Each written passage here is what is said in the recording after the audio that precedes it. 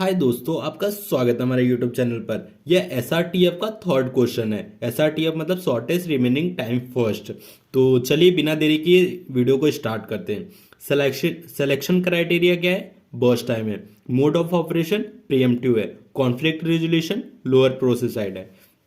और मैंने नोट्स में लिखा है अगर कोई प्रोसेस को हम लोग को प्रीएम्प्ट करना है तो वो लोग कैसे करेंगे। तो वो स्टिक उसका बर्स्ट टाइम, अगर कोई प्रोसेस रेडी क्यू में है तो उसका burst time strictly shorter process होना चाहिए, तो हम लोग उसको प्रीएम्प्ट कर सकते हैं। ये चीज़ आपको मतलब जब हम लोग सॉल्व करेंगे तो समझ में आएगा कि ये क्या लिखा है। Preemption of running process is based on availability of strictly shorter process. तो इसको आगे देखते हैं हम लोग।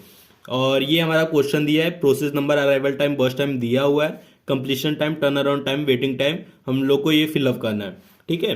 और क्या कैलकुलेट करना है? Calculate average turn around time, average waiting time, schedule length, percentage CPU idleness, if scheduling overhead. Scheduling overhead का मतलब होता है जब कोई प्रोसेस रेडी क्यू से रनिंग क्यू में जब लाते हैं तो उसका जो टाइम लगता है उसको हम लोग डेल्टा बोलते हैं, और इसकी वैल्यू क्या दिया है? 1 दिया है। तो ठीक है, इसका हम लोग गैंट चार्ट बना लेते हैं।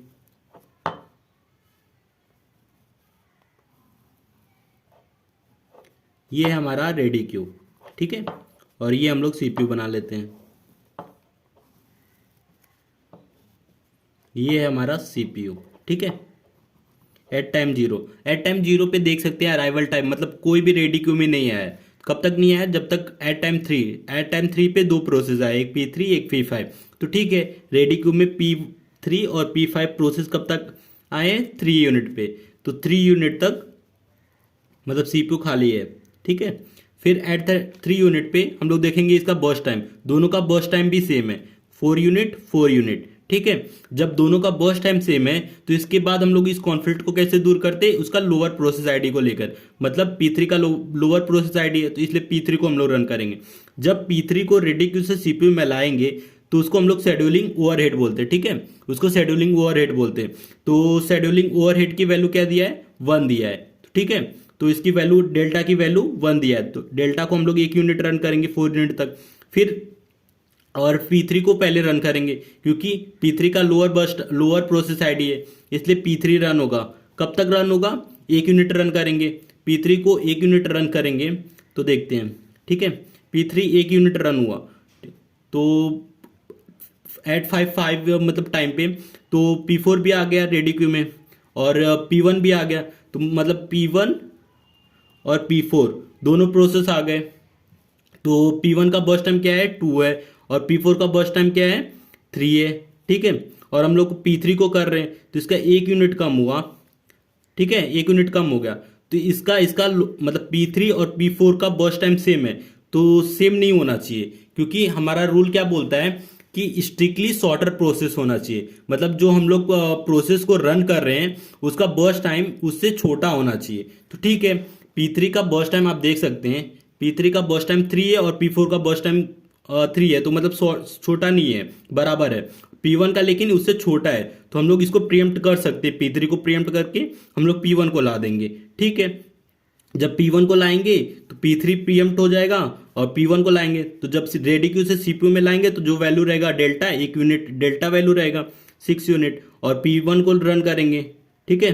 P1 को 1 यूनिट रन करेंगे। कब तक? P1 का बर्स्ट टाइम कितना है? 2 है। तो ठीक है, इससे छोटा कोई प्रोसेस नहीं है अभी रेडी क्यू में, और ना ही कोई प्रोसेस आया हुआ है। तो ठीक है, P1 को पूरा रन करेंगे। 6 + 2 8 यूनिट। ठीक है, 1 यूनिट रन किए और ये P1 का कंप्लीट हो गया। एट टाइम 8 पे भी कोई प्रोसेस नहीं आया, तो उसके बाद जो सबसे छोटा प्रोसेस जिसका बर्स्ट टाइम रहेगा उसको रन करेंगे। P3 और P4 का बर्स्ट टाइम मतलब सब बर्स्ट टाइम सेम है, तो इन दोनों का बर्स्ट टाइम सेम है, तो जिसका लोअर प्रोसेस आईडी रहता है उसको लेते हैं। P3 का लोअर प्रोसेस आईडी है तो इसलिए P3 को लेंगे। जब रेडी क्यू से सीपीयू में लाएंगे तो उसका डेल्टा वैल्यू आएगा पहले 1 यूनिट। ठीक है। फिर P3 को रन करेंगे। P3 को जैसे ही समझ लीजिए P3 को 1 यूनिट रन किए 10 तक, तो जैसे 1 यूनिट रन हुआ तो 10 यूनिट पे P2 भी आ गया, मतलब P2 भी आ गया रेडी क्यू में, जिसका बर्स्ट टाइम कितना है? 1 है। तो आप देख सकते हैं P3 और P2 जिसका बर्स्ट टाइम 2 और 1 है, तो मतलब 1 बर्स्ट टाइम छोटा है, तो स्ट्रिक्टली शॉर्टर होना चाहिए। तो जो हम लोग इसको प्रीएम्प्ट कर सकते हैं, मतलब P3 को प्रीएम्प्ट करेंगे और P2 को लाएंगे। तो ठीक है, P1 आएगा। जब P1 को लाएंगे तो उसका डेल्टा वैल्यू पहले आएगा, तो 11 एक यूनिट डेल्टा वैल्यू रहेगा, फिर P2 आएगा। P2 कब तक रन करेगा? एक यूनिट, ठीक है, 12 तक ये भी रन किया एक यूनिट, तो P2 भी कंप्लीट हो गया। तो बचा कौन सा प्रोसेस? P5 बचा, P4 बचा, P3 बचा। P3, P5 और P4, सबसे छोटा बर्स्ट टाइम किसका है?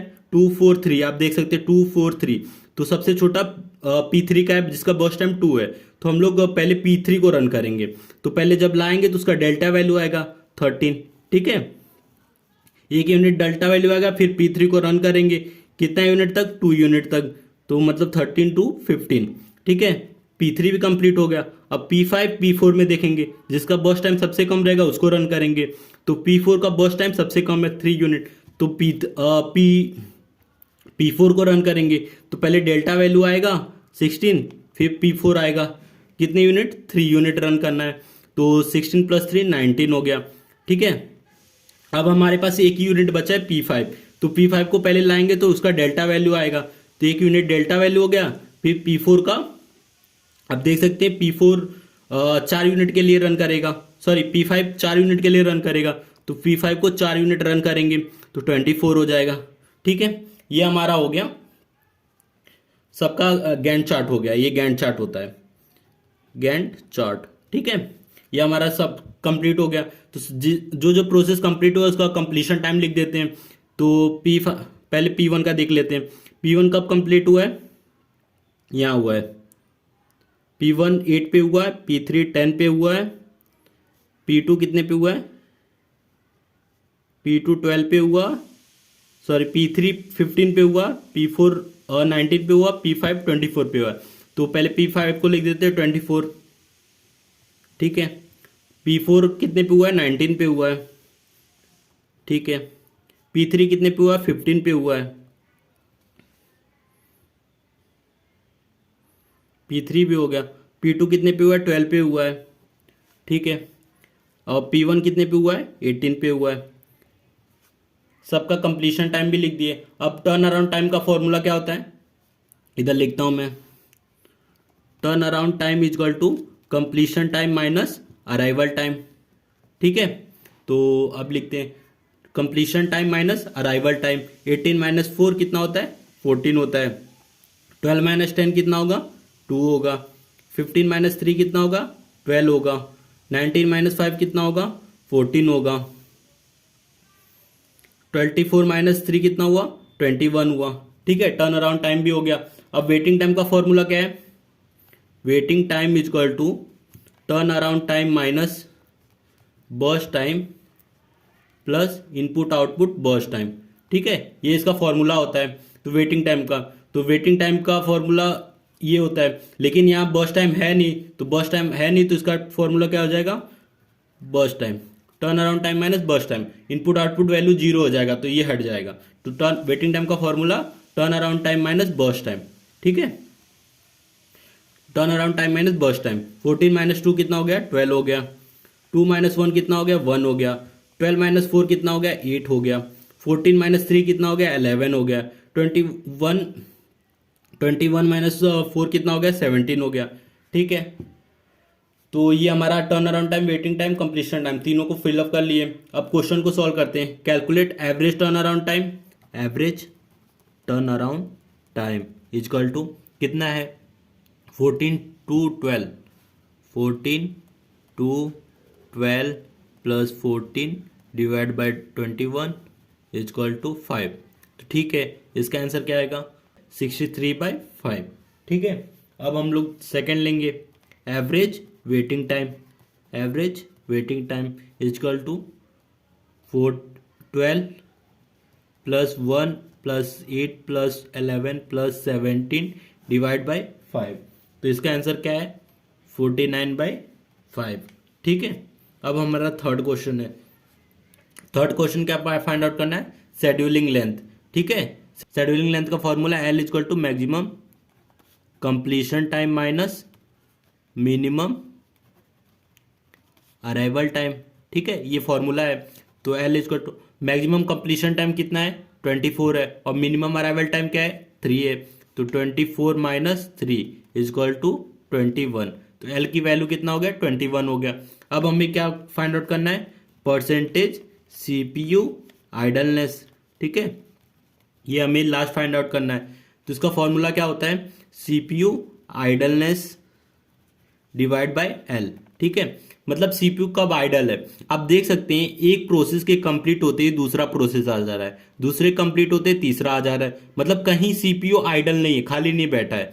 तो सीपीयू आइडलनेस कितना हो गया, सीपीयू आइडलनेस 0 हो गया, और एल की वैल्यू कितना है 21 है, तो आंसर आ गया 0। मतलब सीपीयू आइडलनेस कितना है हमारा 0 है, शेड्यूलिंग लेंथ कितना है 21 है, और average waiting time turn around time आ गया।